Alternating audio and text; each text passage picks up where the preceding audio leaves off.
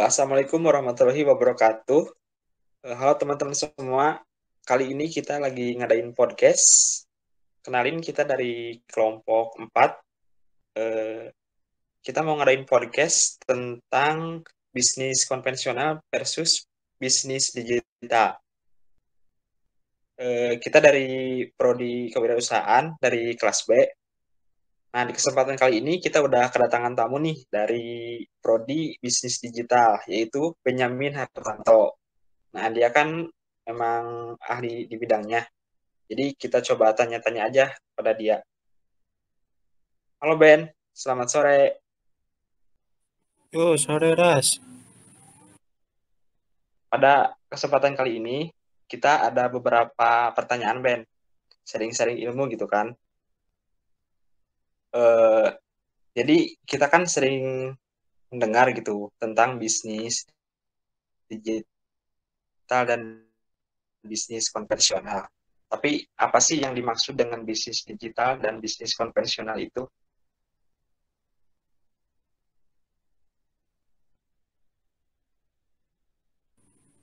Jadi pada dasarnya masyarakat kita kan udah tahu ya bisnis konvensional tuh kayak gimana. Nah, sebenarnya bisnis digital itu sama halnya seperti bisnis konvensional.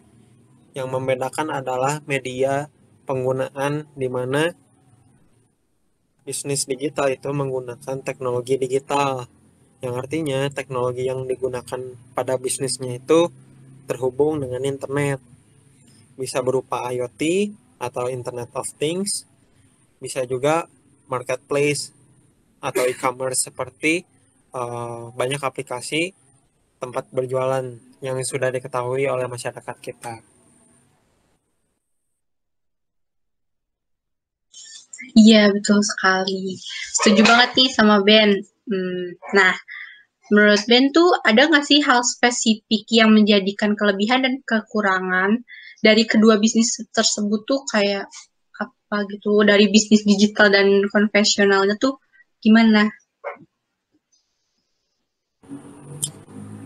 Untuk kelebihan dan kekurangan dari bisnis digital itu sendiri, kita bisa ambil contoh, semisal kita akan berdagang eh, baju. Di kelebihannya itu, ketika kita akan menjual baju, maka pangsa pasar atau skup pasarnya itu akan jauh lebih luas karena masyarakat memiliki eh, potensi untuk melihat brand yang kita jual atau sering disebut juga brand awareness. Sedangkan bisnis konvensional ketika kita ingin menjual baju itu akan sulit karena skop pasarnya itu terbatas atau lokal. Kita harus ketahui bahwa karakteristik dari digital itu sendiri tanpa batasan ruang dan waktu, sehingga sangat menguntungkan dari segi pemasaran. Namun, memiliki kekurangan di bidang keamanan, karena masyarakat kita masih awam terhadap literasi digital untuk bisnis digital itu sendiri.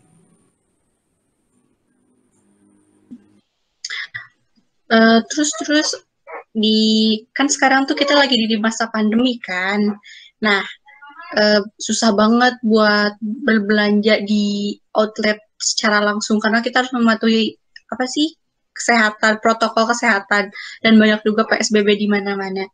Di saat pandemi ini nih, bisnis yang banyak dijalani kan bisnis digital.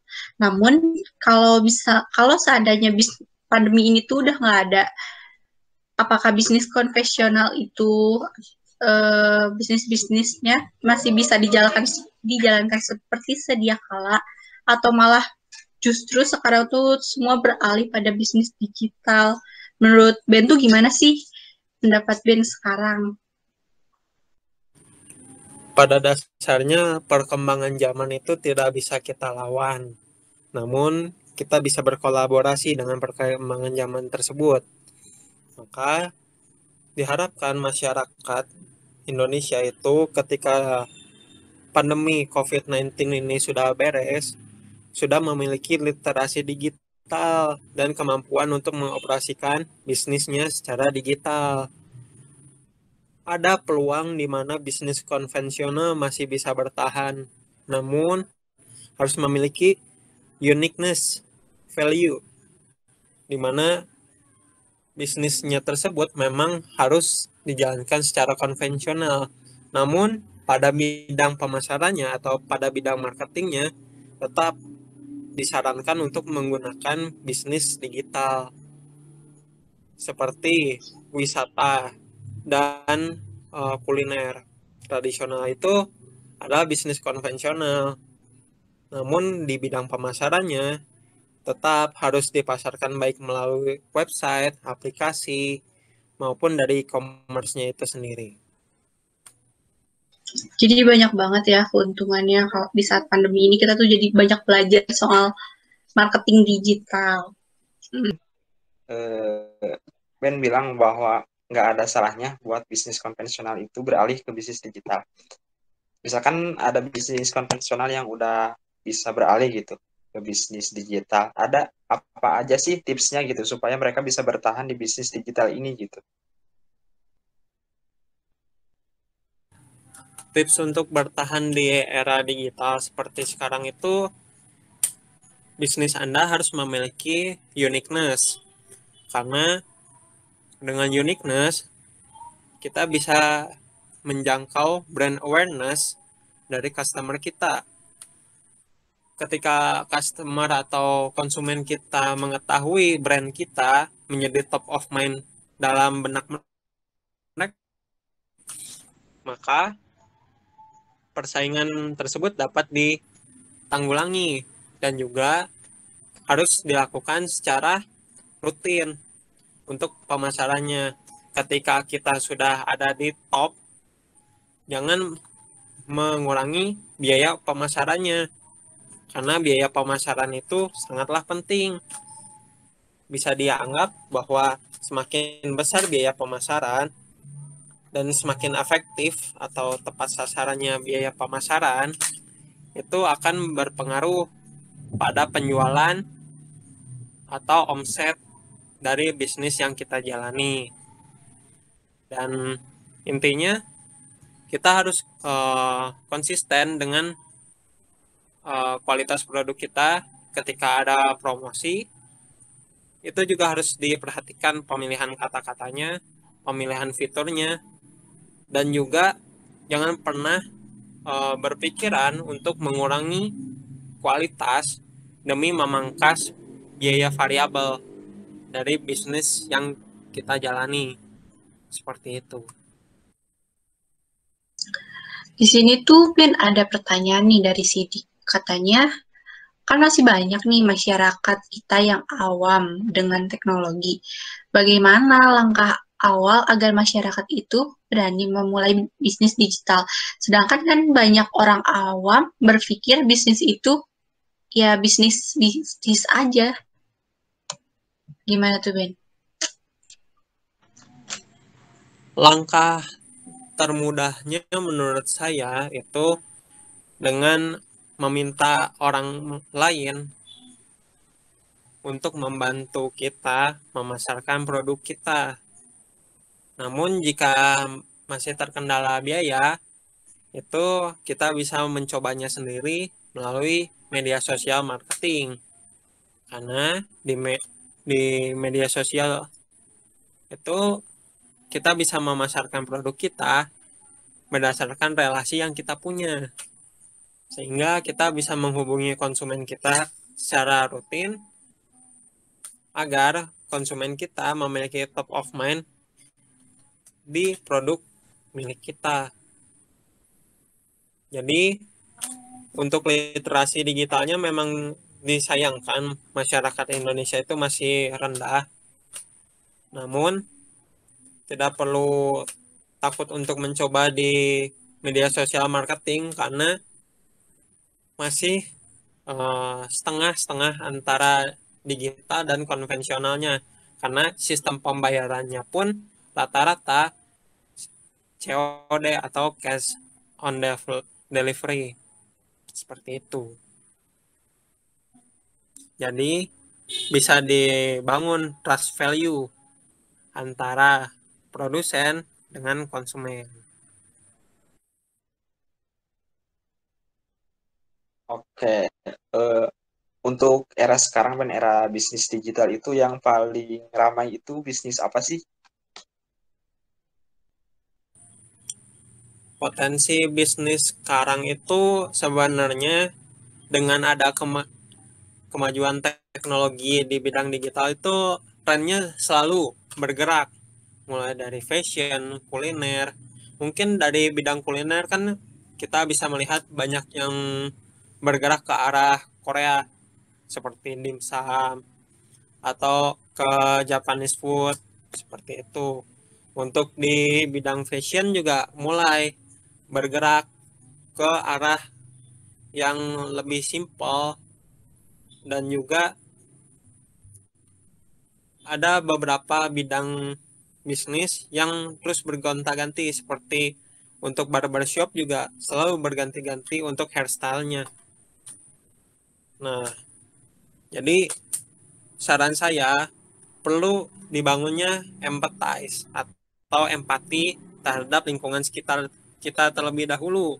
Jangan menjalankan bisnis dengan sesuai dengan keinginan kita, tapi jalankan bisnis sesuai dengan kebutuhan konsumen.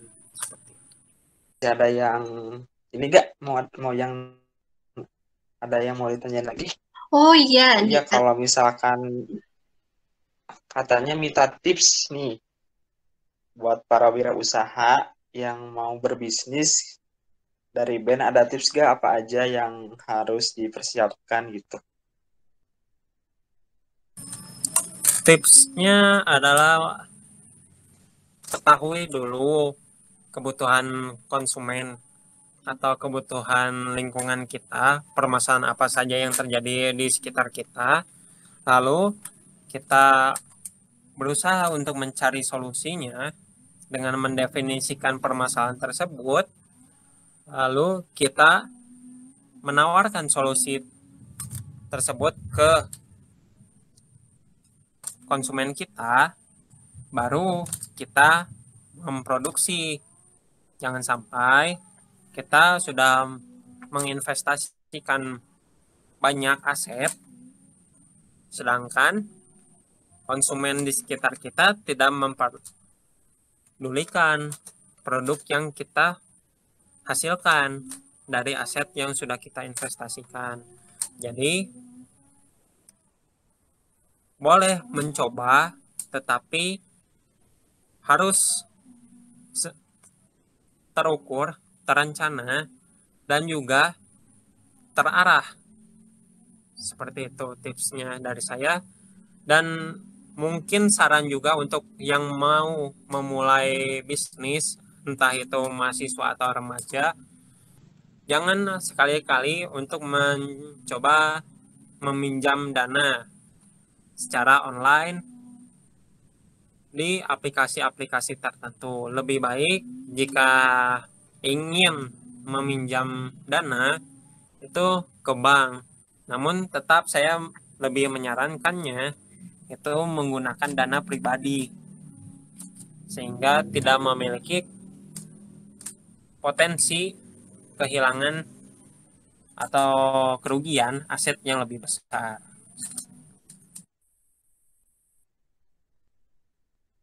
Nah, jadi itu dia ya teman-teman, tips dari Benyamin buat kalian yang mau wirausaha, yang mau buka bisnis, bisa dicatat gitu. Tips dari Benyamin. Oke, gimana Benyamin? Udah cukup mungkin? cukup kali ya, banyak banget nih wawasan dari Ben yang kita mau tanyakan dan kita belum ketahui tentang apa itu bisnis digital dan konvensional. Terima kasih banget loh Ben, banyak banget ilmunya yang Ben kasih buat kita semua.